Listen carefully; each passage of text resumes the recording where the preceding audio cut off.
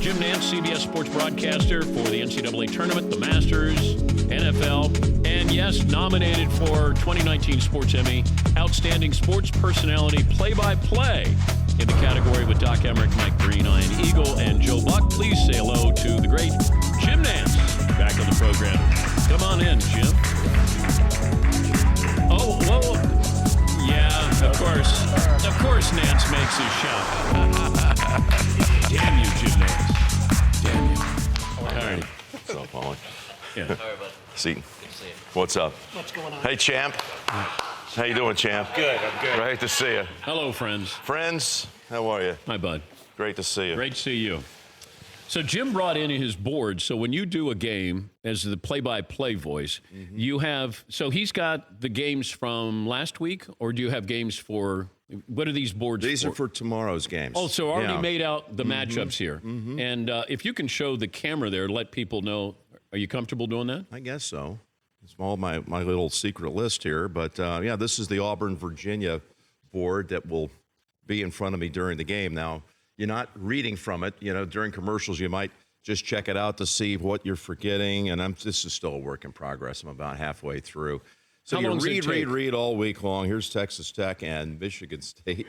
And real exciting stuff here, guys. This is the kind of color-coded stats, stories, anecdotes that, you get to drop in the broadcast if the time is right. How long does it take to do those? You work all week long on it, Yeah. honestly. When I finished the game in Washington, the Michigan State-Duke game, I flew to California that night and worked all the way back west on just a preliminary setup, and then you just read. Dropbox and scan and read and read. Oh, I haven't seen that before. That's interesting. I might want to just write that one down under this player's little specialty box, and I've done the same process for all these years, and this is my 29th Final Four play-by-play, 34th overall, so this will be my 85th, 6th, and 87th Final Four games to broadcast, which I just was thinking about that a while ago talking to you. 87 games that are big. They're all important, Yeah. high stakes, intense, and it's a lot of my life's gone by right here at this event. It's been a great honor. Difference In doing basketball play-by-play and football play-by-play. Well, I have a three-man booth here with the great Grant Hill and the remarkable Bill Raftery. I love those two guys, and, of course, Tracy's on the sidelines.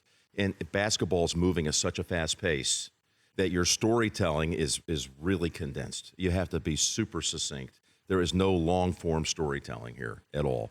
And as I say when I do football, and I've said this to you before, a good show for me is if my analysts have a good game. You were talking about the Emmy nominations. It's always an honor, but the greatest honor for me is to see when my analysts get nominated. And I have both Bill Raftery and Tony Romo make the final five there and top five analysts. That was a win for me. So no matter what happens, I'm just thrilled that they're getting the recognition they deserve. Who told Tony he got nominated for an Emmy? I don't know. Tony was playing golf last week down in the Dominican Republic. We did not speak this week. We're pretty much in contact all the time, but I'm in the middle of March Madness, and I think I was kind of late in the game to find out as well. I was in transit, in fact, to Minneapolis when I guess all the nominations came out, and I didn't know about it for several hours till after that. I know. I'd forgotten. Actually, I just completely forgotten that we're in that season where all that kind of gets revealed. Same way, because McLovin, we're at the airport flying here to Minneapolis, and he goes, uh-oh. And I'm like, congratulations. Thank you. Yes. The show got nominated. The show got nominated. Yeah. Go you guys figure. are richly deserving. Unlike some of us who are nominated, you guys really, you really do. But McLovin goes, uh-oh. And I'm thinking, oh, boy, that can't be good. Can I just say this? Because it's, whatever it is, it's 8:25 back on California at Pebble Beach, and my little ones are up right now. Yeah. So Finley and Jameson, whatever camera I'm on, you're watching. Your daddy can't wait to see you later today. Oh, well, that's nice. And your wife, of course. And Courtney, she's got them huddled by the television right now. So I miss them all. Uncle Dan there with They Jim love Nantz. Uncle Dan. Yeah. Oh, They are concerned about the dent in the side of the house. By McLovin? Left by McLovin. Okay.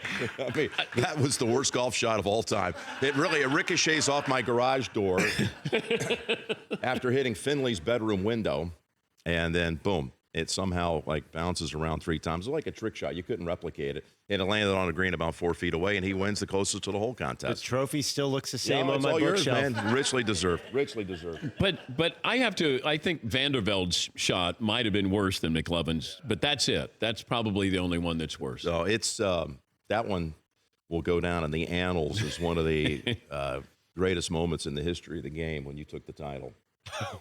You couldn't even get it airborne. You whiffed one time.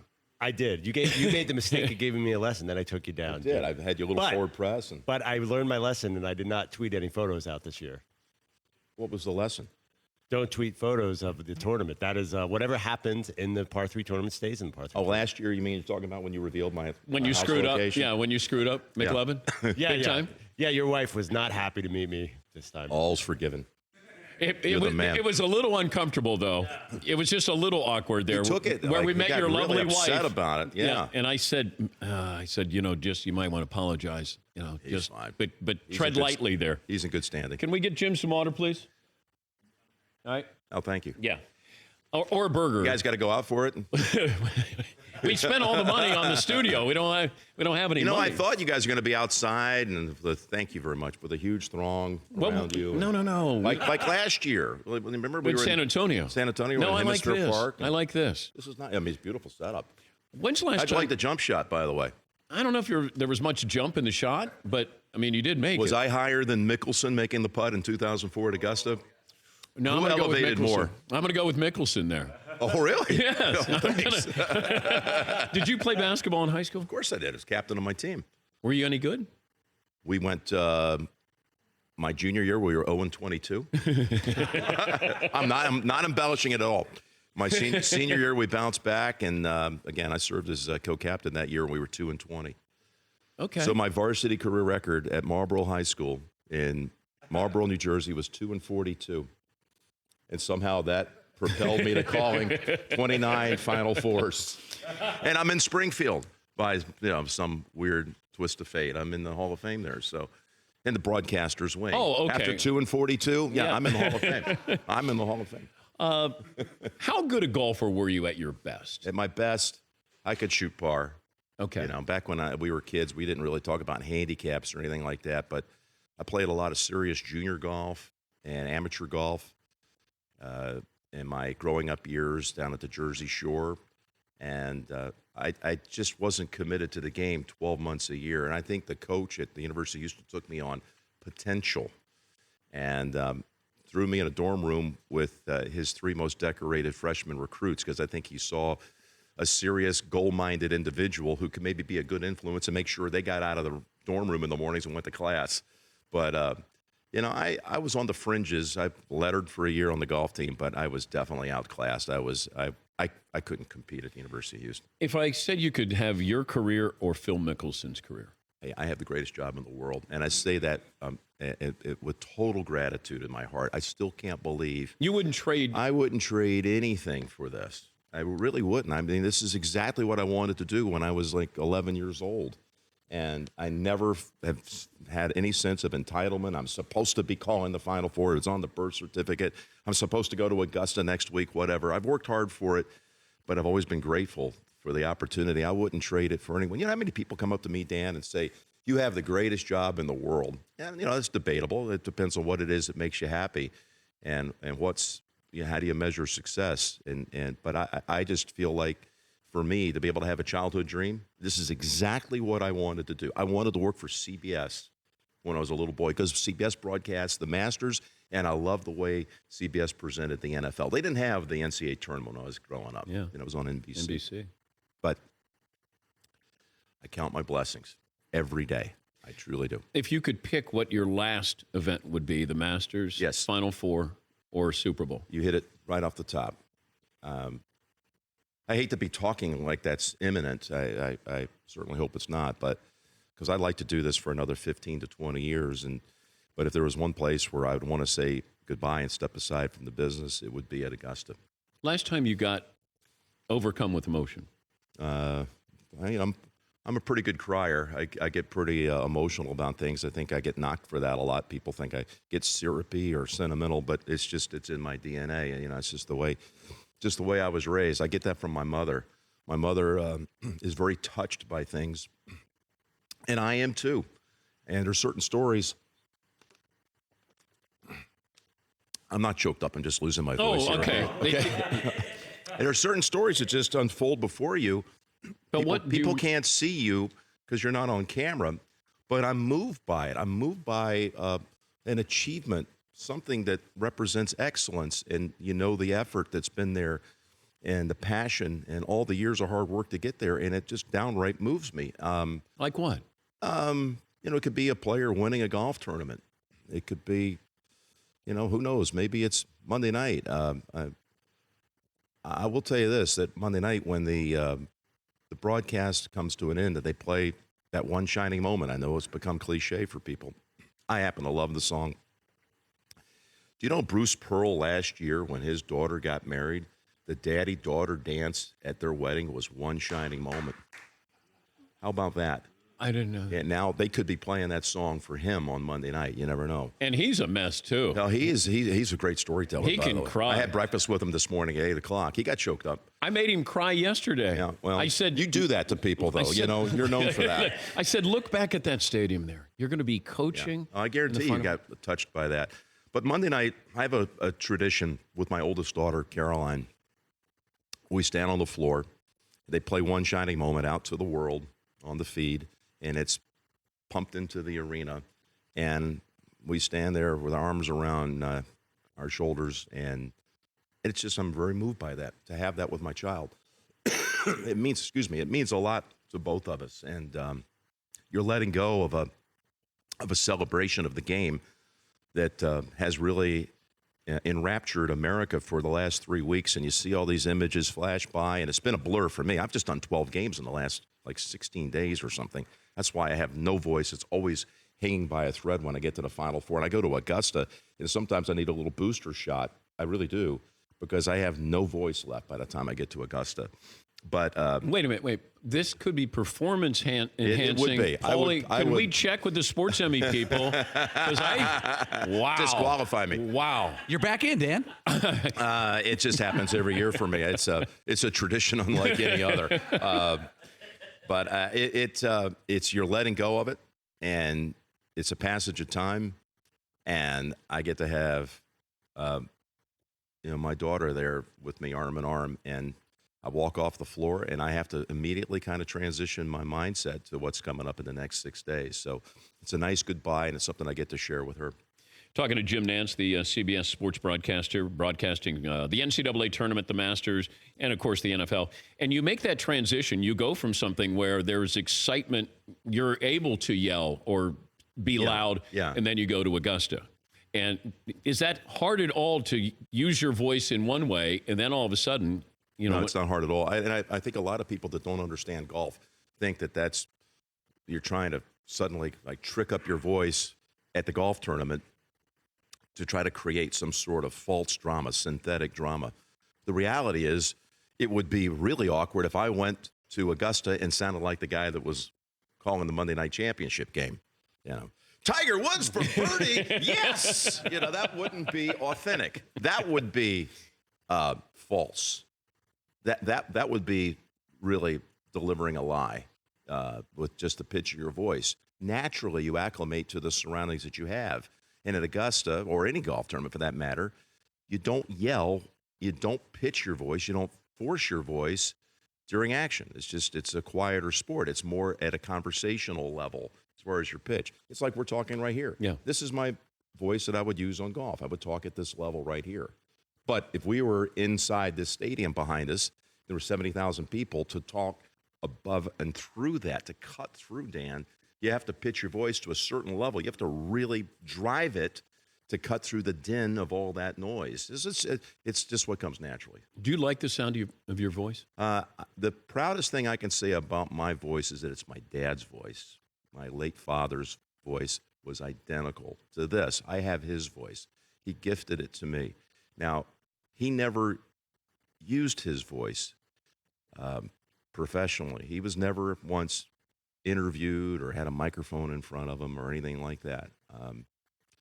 But he bequeathed me his voice. He gave it to me. And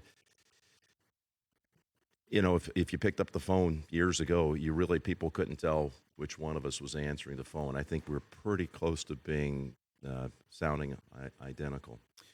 And I know you know this, but your kids have this archival footage of Dad. I mean, that's always, your voice will always be there. I never thought of it that way until you just said it that way. You know, all those clips, you know, they'll outlive me because I've been, again, given the great gift of being at some of these significant events. Just dumb luck. I happened to be there when Tiger won the 1997 Masters, and he closed it out with a 4-foot putt at the 18th to win by a dozen shots, and I said, there it is, a win for the ages. Well, that little narrative over that will be played back, you know, 100 years from now when somebody builds the opening montage and tees for the Masters. That's a moment that's evergreen, transcendent moment that will go on in time. I didn't really think about it at that time, or whatever it might be, a Super Bowl finish or a Gordon Hayward nearly making the shot, the half-court heave at the end of the game. Those clips are going to be played back for a long time. You just hope you do them right. But do you think that you truly captured, like is there a moment, you talk about Tiger, is that the one that you go, got it? Like, I captured the moment in the way that it needed to be captured, no regrets. You always have a little bit of doubt in the back of your head because it's live and you're not sure if you did it right. And you go back and listen to a show, and especially if it's like the next day, it never sounds like anything of it. Any part of it was that great. Not that it ever is great, but you got that one though. The Tiger one. Well, I will tell you a brief story. I know you're probably up against the clock here, but I felt some pressure the night before because that moment was on the way, and Tiger led by 9 going into Sunday, and he was going to become the youngest champion. He was going to set the 72-hole scoring record. He was going to have the largest margin of victory. And then, of course, the social significance of Tiger coming to Augusta and winning. I mean, this was a gigantic moment. And I gave it a lot of thought. And some people said, oh, you pre-planned that line. You scripted that. I know you didn't just come up with that. But, you know, there are certain situations where you know what's going to happen. If I didn't think it through the night before, I wasn't doing my job. For example, if I was a writer and I was covering the 1997 Masters, and on Saturday night with Tiger leading by 9, if you weren't thinking of how you were going to write your lead the next day, and instead you decided to go out and have dinner and, you know, 3 or 4 beers and a bottle of wine, you're not doing your job. Somebody should take your press pass away, the people that are paying your expenses. Your job is to go down there and document what's going to happen. And I knew I was sitting on the precipice of history, and I felt, figuratively, I felt the presence over my shoulder of Jim McKay, Jack Whitaker, Pat Summerall. They were all still alive, and I knew that at that time, I knew they would be watching the next day, and I knew they would want to see how that moment was handled. So I knew it had to be succinct. I didn't know it was going to be a 3-foot putt, but you knew he was going to win.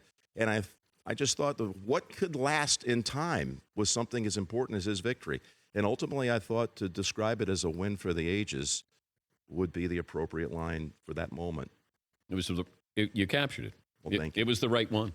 I didn't know it till you just validated it. I'm serious. I mean, I've never really talked about it, but I hear it all the time. It plays back on all the promos and openings and things like that. And I'm pretty proud of it.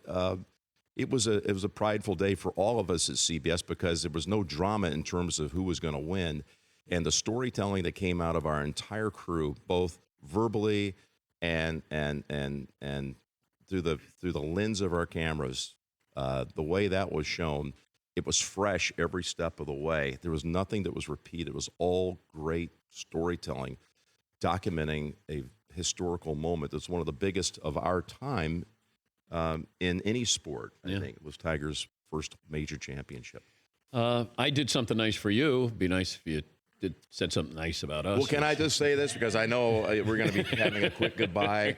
I really do think an awful lot of you guys. I love you guys, and I do feel a kinship with this crew. I'm glad you Whether it's happened, you know, over the last couple of years when you've been in my home, it's been special. I hope we'll continue it.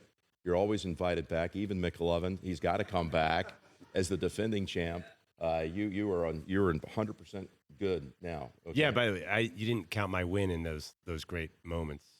Did I have a call? Well, you had a call. Off the garage. You beat me in the final. You did What was shocking is that Dan went out in the first round. Remember that? I know. I mean, I'd been drinking before I got to your house. Yeah, it was obvious. Yes, I had the calling. I had a couple of bottles of the calling there. He's Jim Nantz. He'll be on the call tomorrow night and, of course, Monday night, and then heads to the Masters. For more Dan Patrick Show, tune to Audience Channel 239 on DirecTV or download the Dan Patrick Show app.